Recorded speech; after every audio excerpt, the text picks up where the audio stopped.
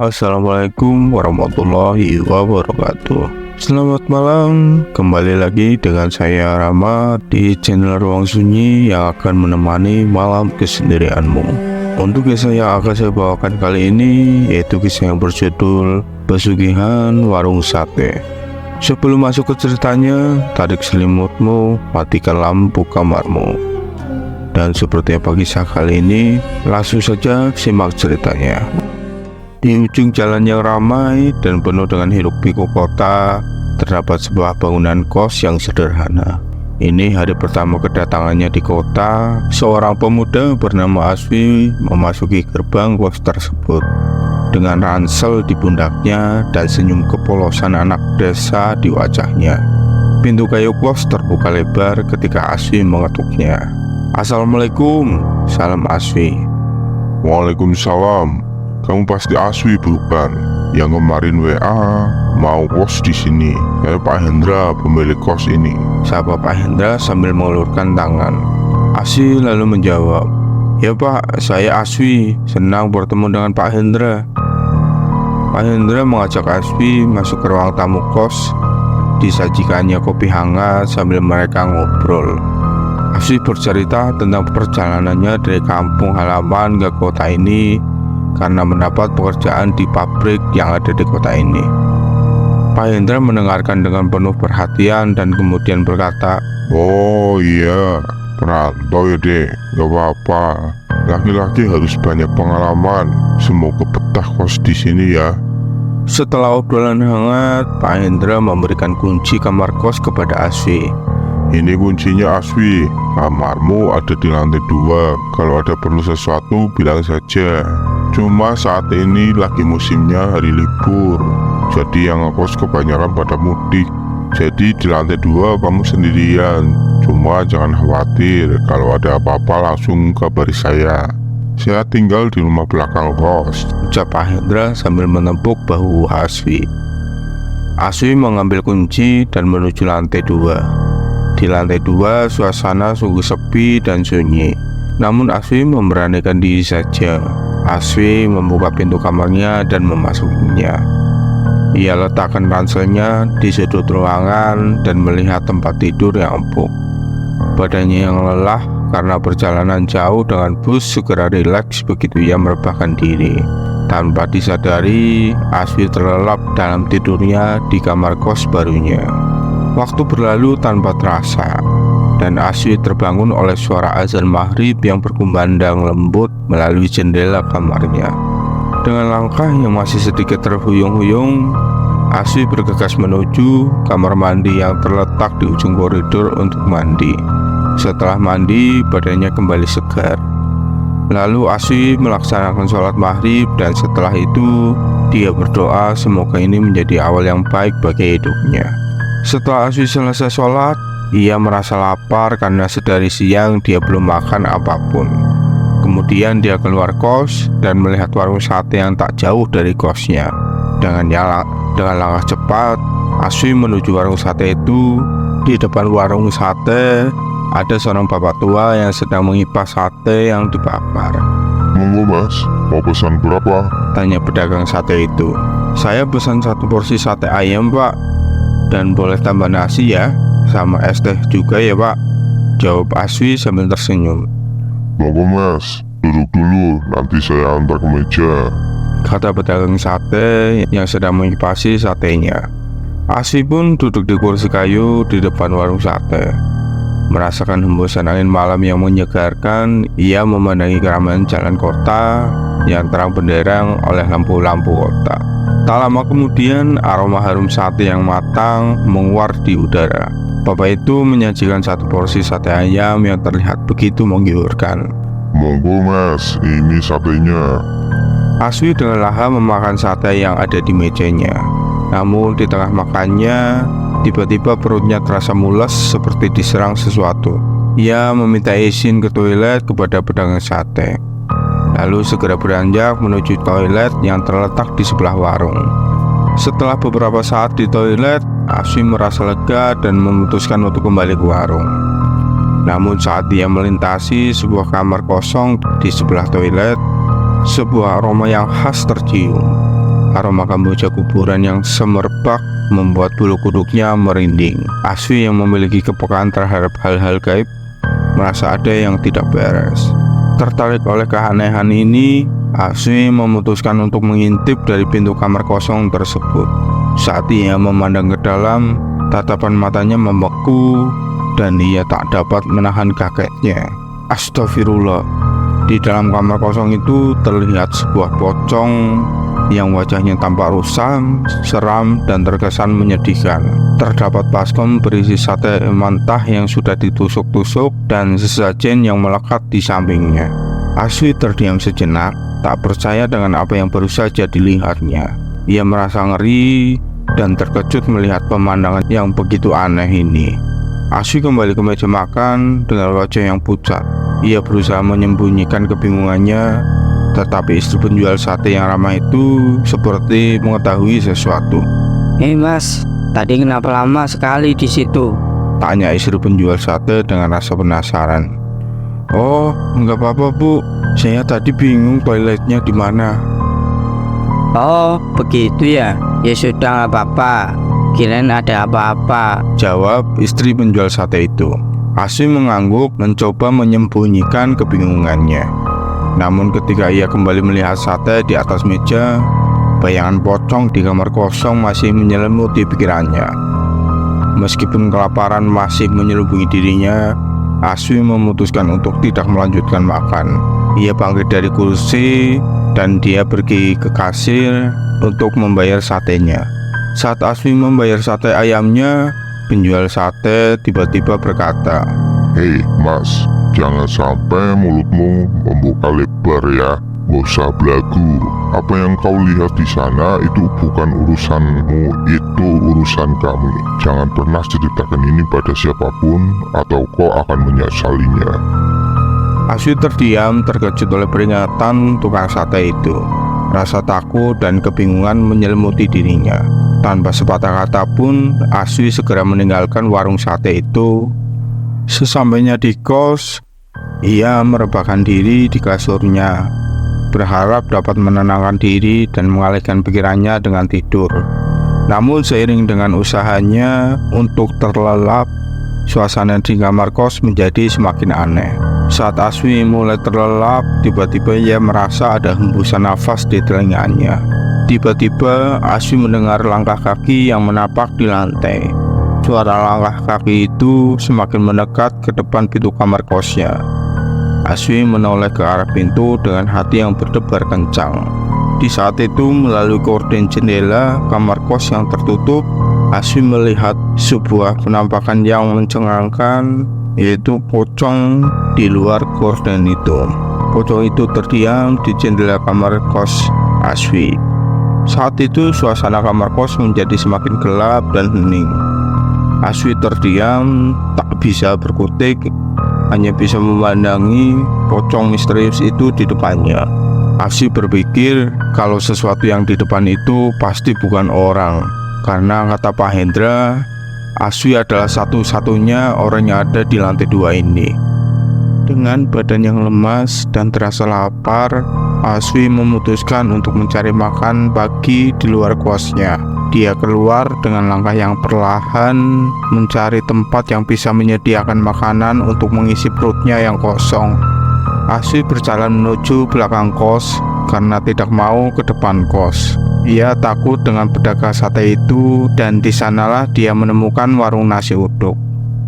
Ia duduk di sebuah meja sederhana di warung nasi uduk. Aswi memesan satu porsi nasi uduk dengan lauk pauk yang lengkap menggiurkan. Sementara menunggu pesanan datang, Aswi melihat ke arah warung sate yang terletak di sebelahnya. Dari kejauhan, ia melihat pocong yang berdiri di depan pintu warung sate. Meskipun hatinya berdegup kencang, Aswi memutuskan untuk tak menghiraukannya. Namun setelah memesan dan menerima nasi uduknya, Aswi melihat pocong tersebut masih tetap berdiri di tempatnya. Dengan hati yang masih terbebani oleh kejadian-kejadian mistis, Aswi melangkah masuk ke dalam kos. Ia membuka bungkusan nasi uduk yang telah ia beli dan melahap sarapan pagi ini. Namun ketika Aswi mulai menyantap nasi uduknya, tiba-tiba makanan itu berubah secara mistis. Nasi uduk berubah menjadi belatung dan serangga kecil yang mulai bermunculan di atas nasi, serta bau yang menyengat memenuhi kamarnya. Aswi terkejut dan mual. Ia segera berteriak dan memuntahkan semua makanannya ke dalam tong sampah. Dengan perut yang kosong, Aswi keluar dari kamarnya dan menuju kamar mandi. Ia membilas rasa mual yang masih menyelimuti dirinya. Namun ketika pintu kamar mandi terbuka, alangkah terkejutnya Aswi melihat pocong berada di dalamnya. Matanya membelalak dan teriakan kecil tercekat di tenggorokannya.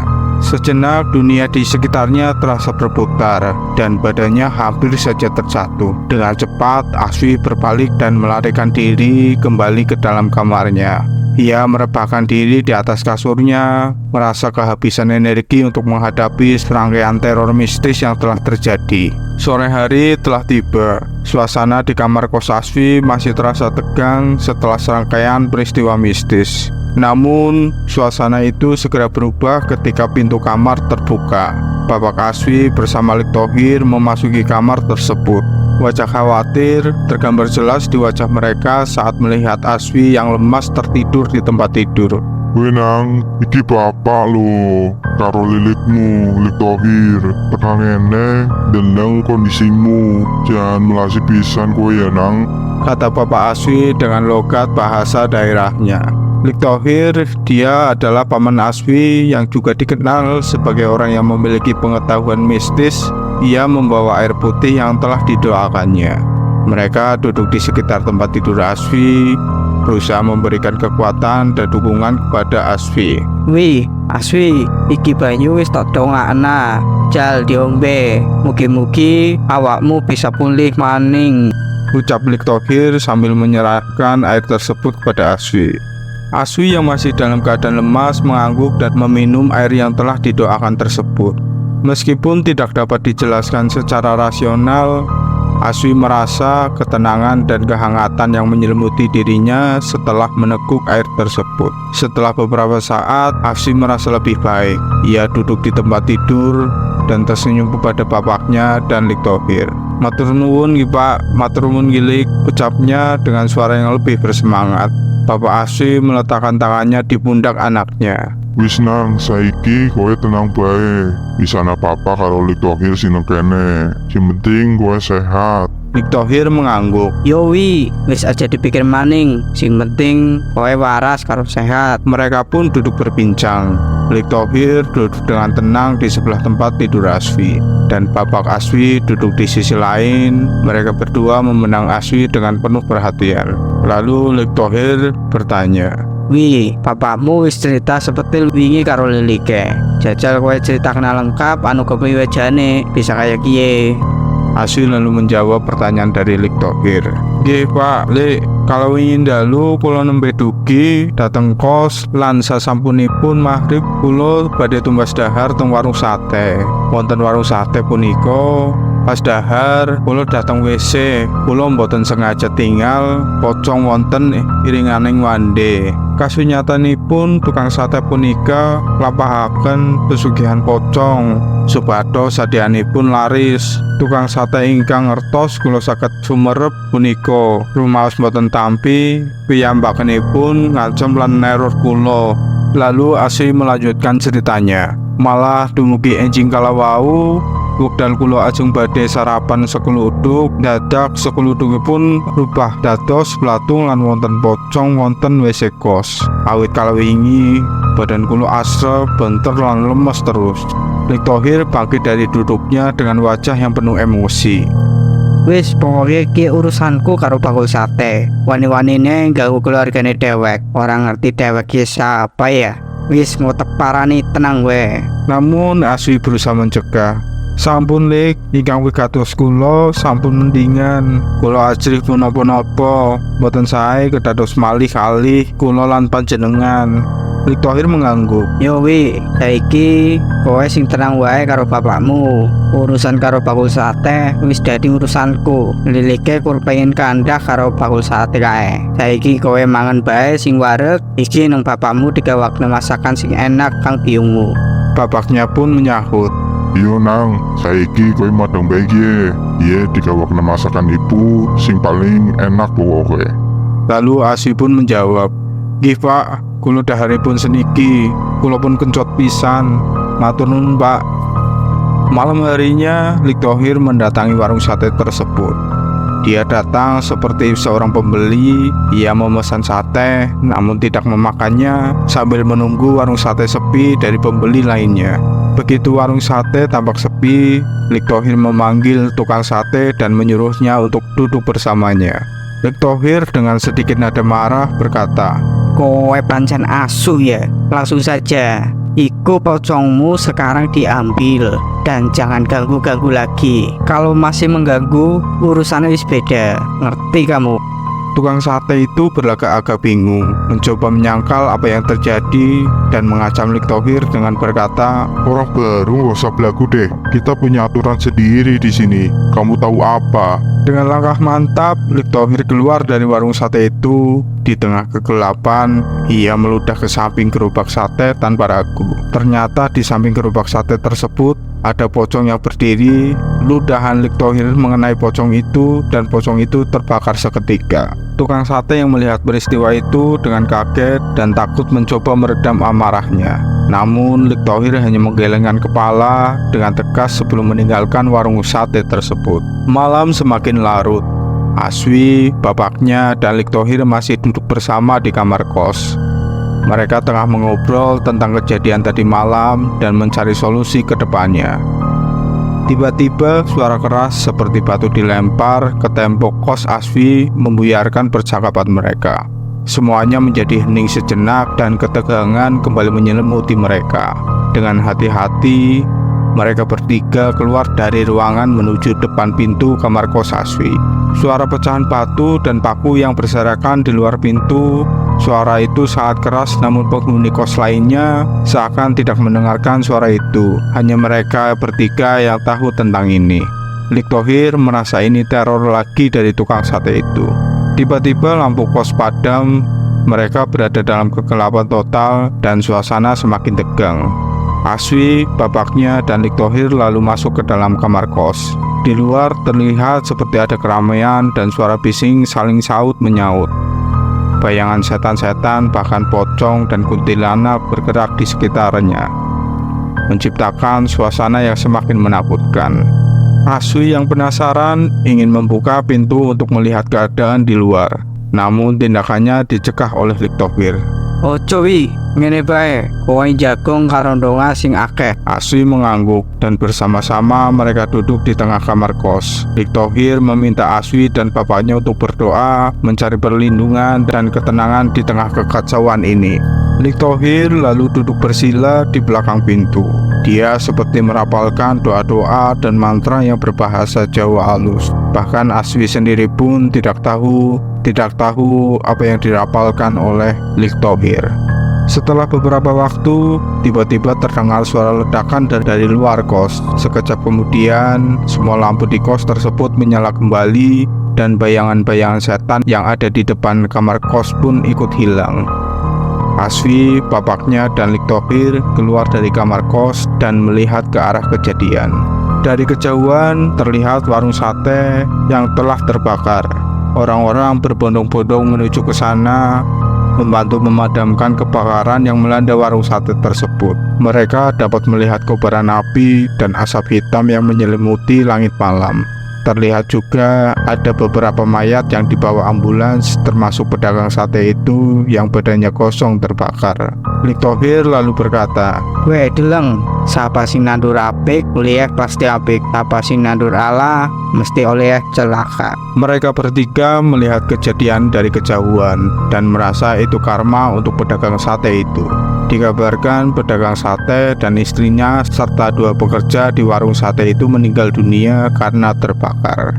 Pagi harinya, Aswi, bapaknya, dan Lik Thohir memutuskan untuk pulang ke kampung halamannya. Keluarganya meminta Aswi untuk tidak bekerja di sini demi keselamatannya.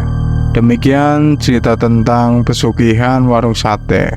Semua hal yang tidak baik akan dibalas dengan yang tidak baik juga. ambil hikmah yang baiknya dan buang yang negatifnya. Bagi kamu yang belum subscribe, jangan lupa subscribe dan bantu dengan cara like dan komen, serta nantikan cerita-cerita horor lainnya